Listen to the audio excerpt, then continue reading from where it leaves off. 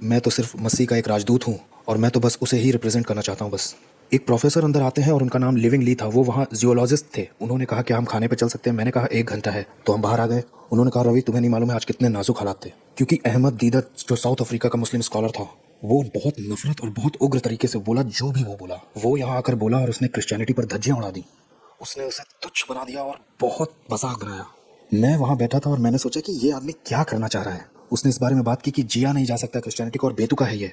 तो question answer round में brother Ravi मैंने अपने हाथ को उठाया। मैंने कहा प्रोफेसर दीदत मैं एक क्रिश्चियन हूँ, आप ऐसा क्यों कहते हैं कि मेरा जो ईमान है उसे जिया नहीं जा सकता है। अहमद दीदत ने कहा यहाँ आओ, ऊपर आओ जरा।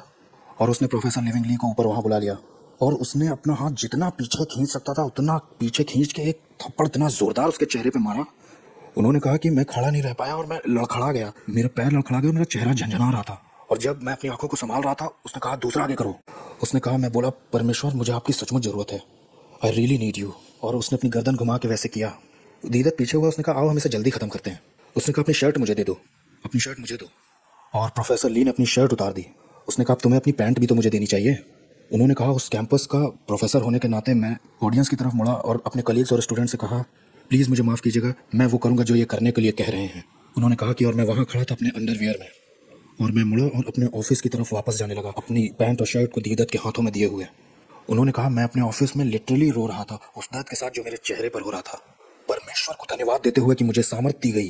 और तभी दरवाज़ा खटखटाया गया और जब मैंने दरवाज़ा खोला तो बाहर एक लाइन बनी हुई थी स्टूडेंट्स की। बाहर वहाँ जितने भी थे ऑडियंस में उसमें 98% मुस्लिम थे।